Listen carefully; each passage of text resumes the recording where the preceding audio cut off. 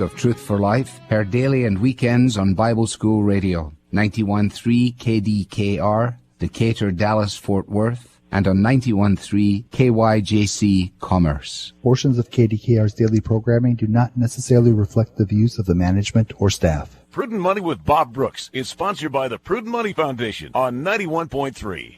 Well, how do you cultivate a workplace of enthusiasm and energy? Today we're going to take a look. Stay tuned for Prudent Money.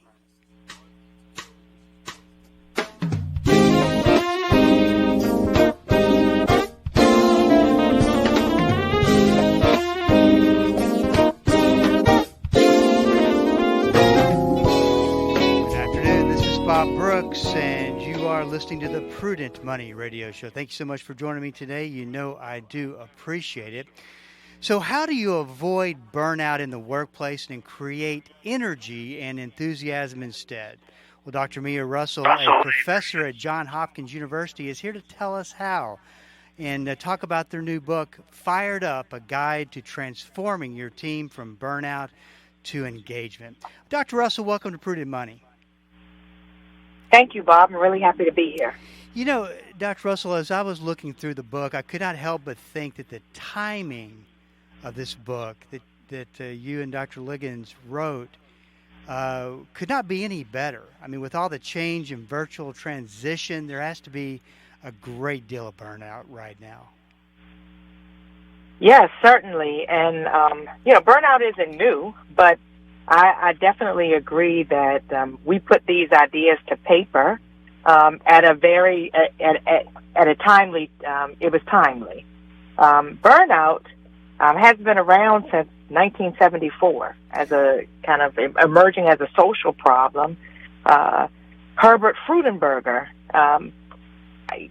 created this concept of burnout, primarily focused on helping professions. So, teachers, doctors, nurses, police, right? All of these different careers that are here to help others. And they were emotionally spent.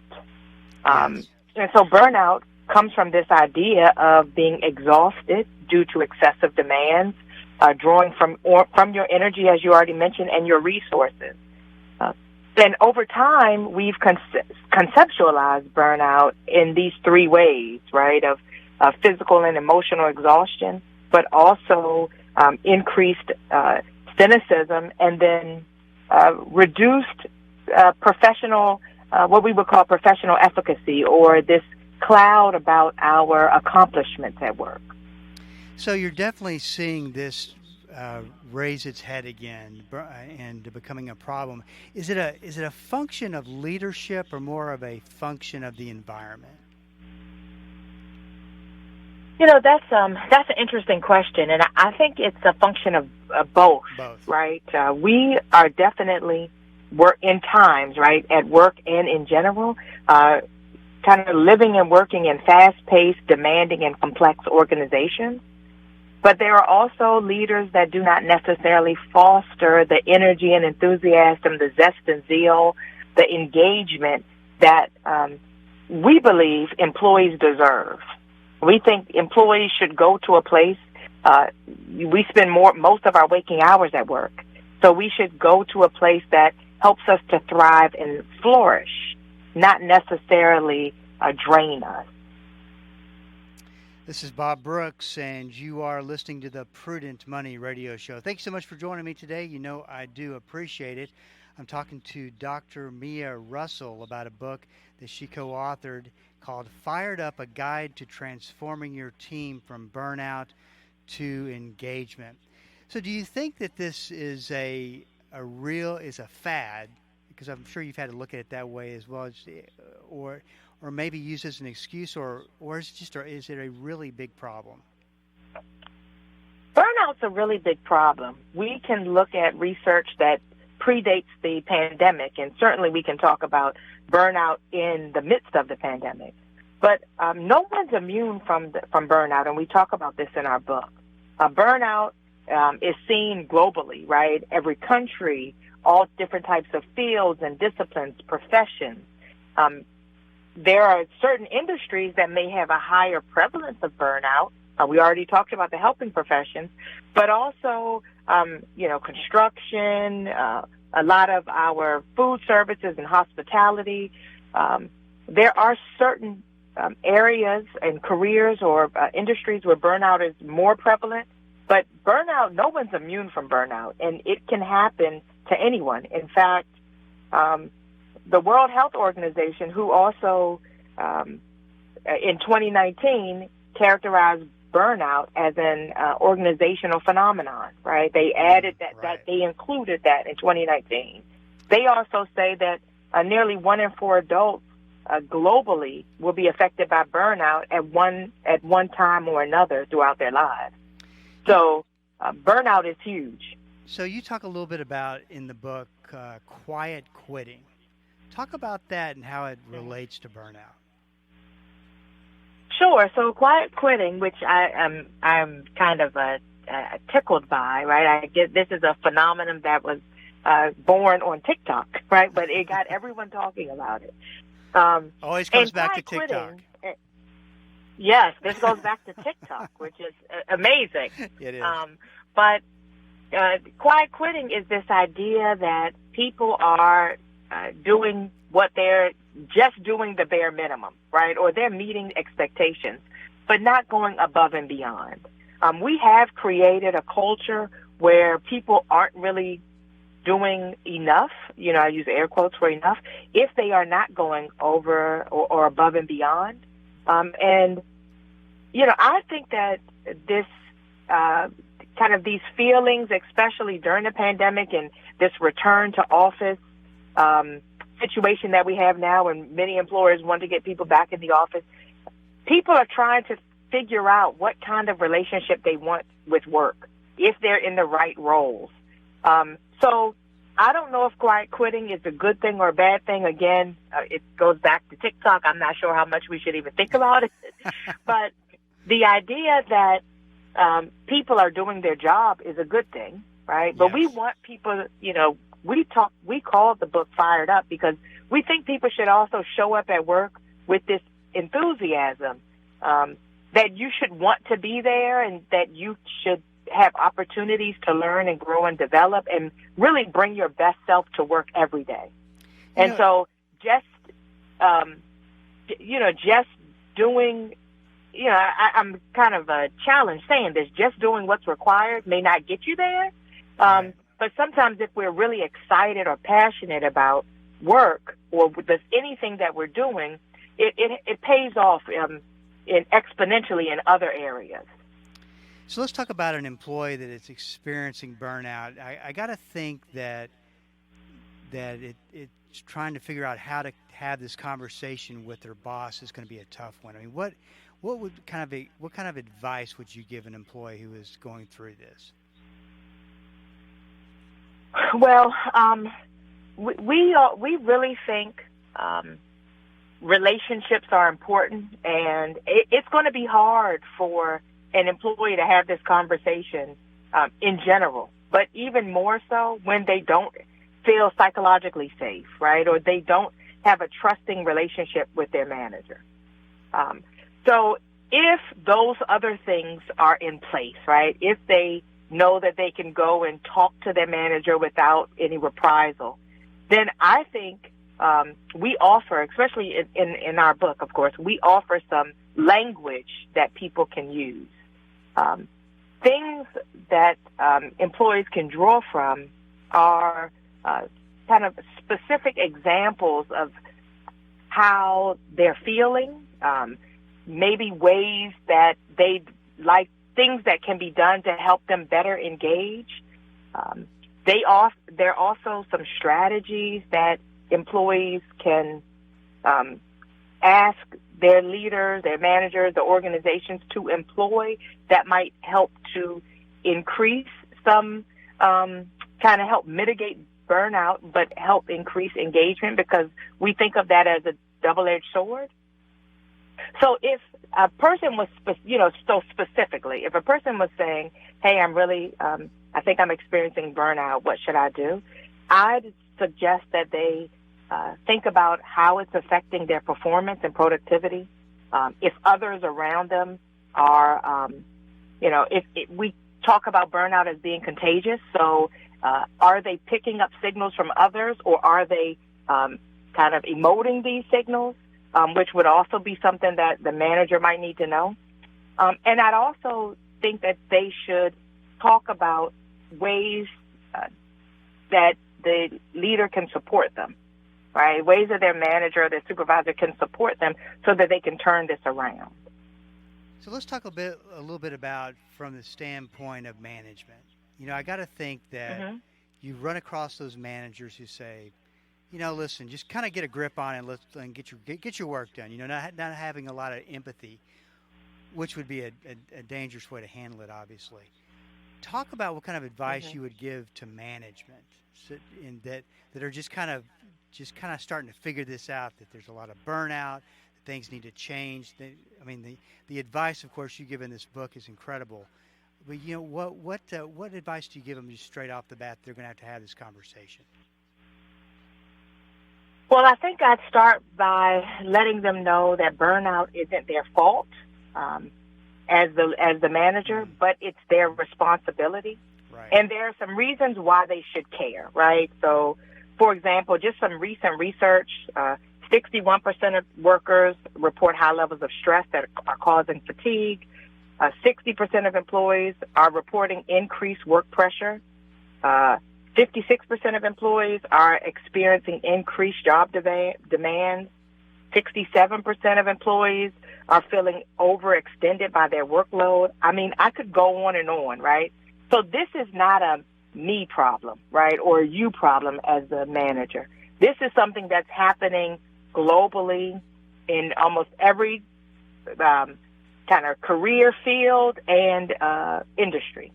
So I think I'd try to depersonalize it, because sometimes a manager might feel like, what have I done wrong, right?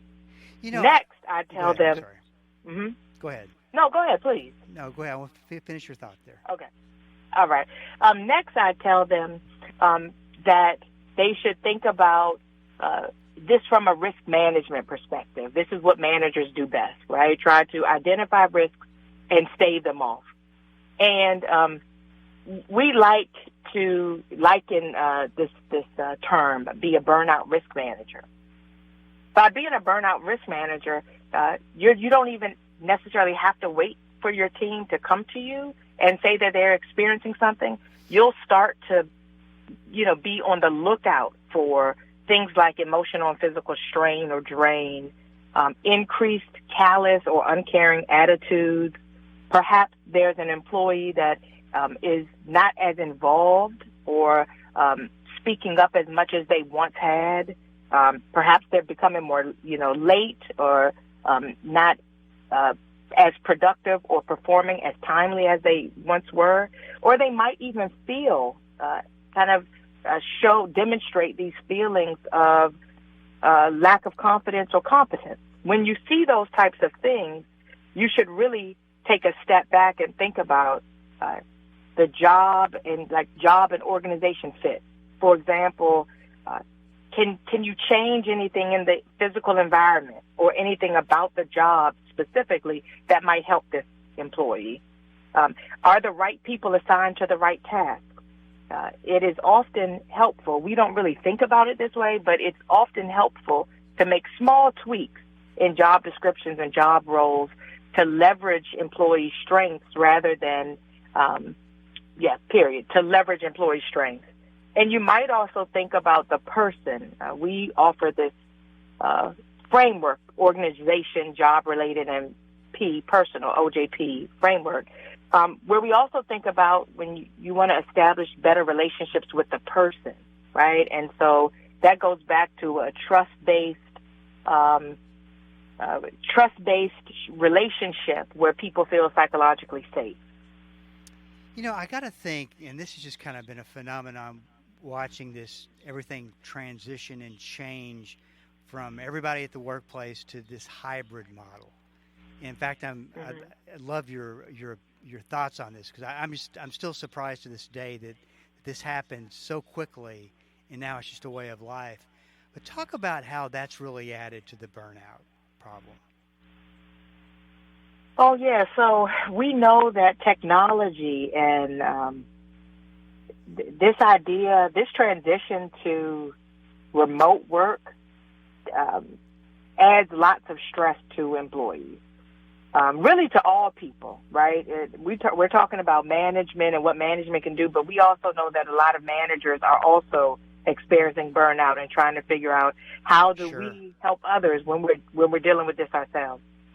But the idea of this increased reliance on technology or just technology issues in general has definitely changed our workplace. This was already happening, but the pandemic amplified some of the challenges. We used to work in the office, but now we are working at home. You stop you may take breaks throughout the day, but you remember something late in the evening and you just get back on the computer. It's kind of added to this overwork culture, which we definitely have in the U.S. We know that excessive use of technology has a downside. We saw early in the pandemic that Stanford had a Zoom exhaustion and fatigue scale where they were measuring the impact of Zoom use and video call use on people, and even having your camera on, looking at yourself, was increasing stress levels. Interesting. So, yeah, so it's like our virtual work has added to our stress, right? It just has added to this overwork culture. It hasn't been, cell phones and work computers aren't new, but now we have blurred the lines between home and work even more.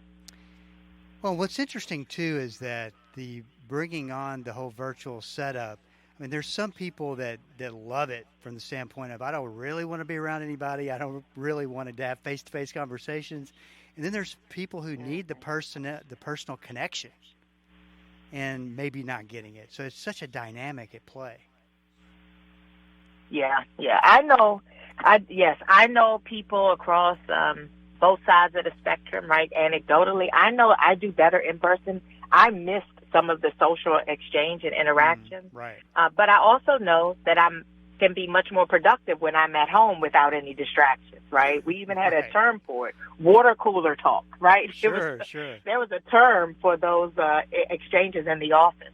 So it's definitely, there are challenges, and there have been some really good things that have come out of this, but then also many challenges. And so it is going to be interesting how we navigate and create this best of both worlds scenario. Well, this book that Dr.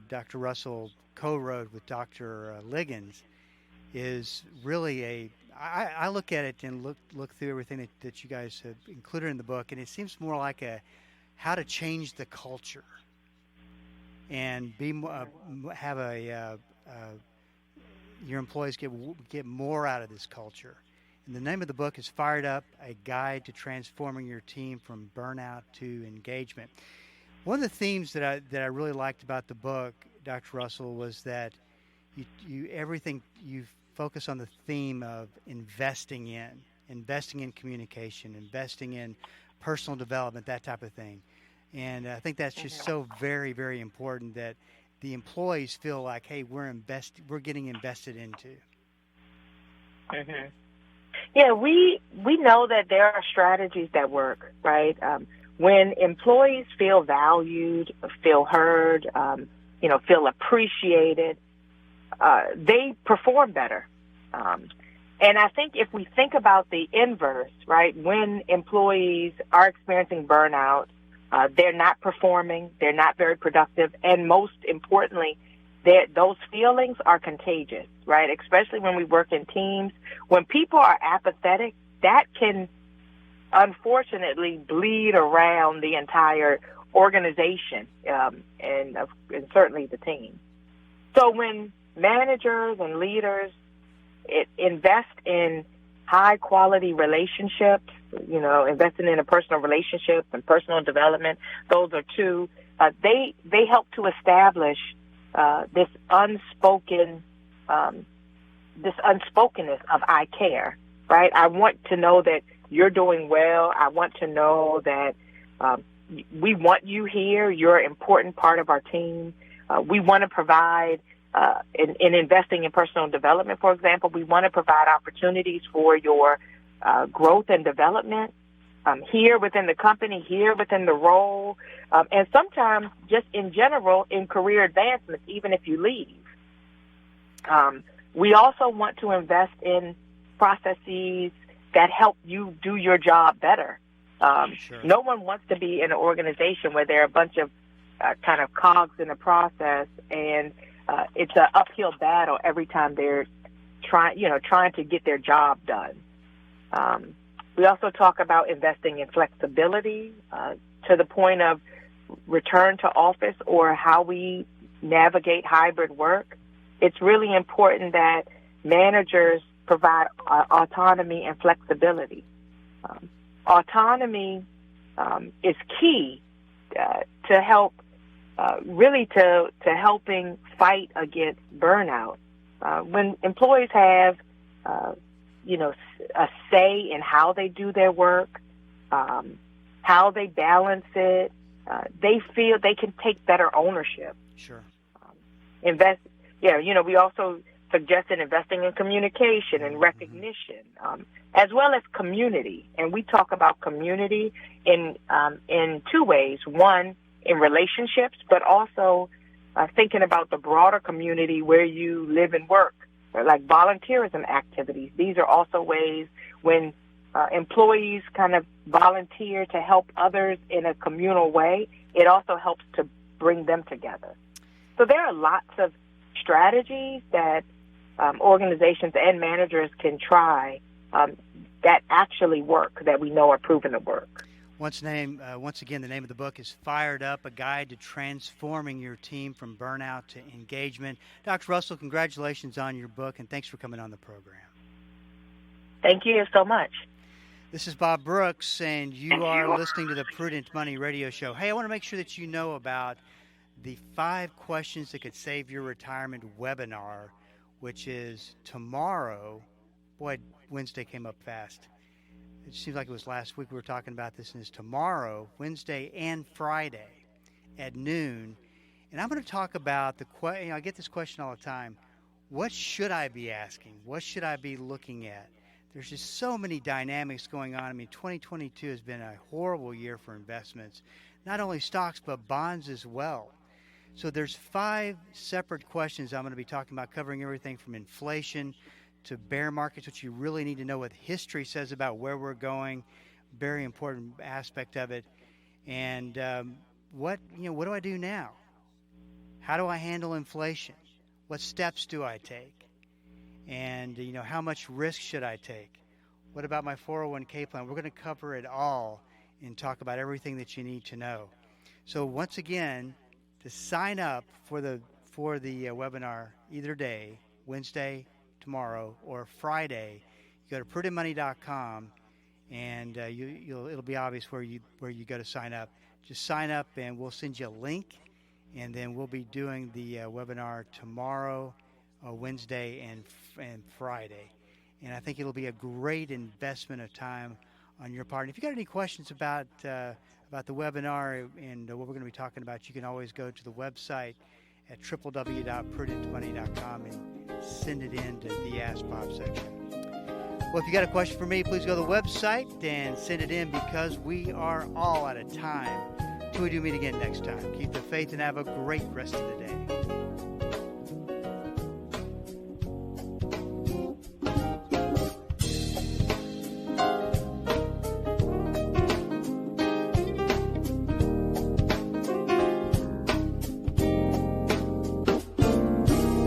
That's all the time we have for today. Questions or comments for Bob, or to find out more great information like what you've just heard, visit www.prudentmoney.com. Be sure to join Bob Brooks again for the next edition of Prudent Money.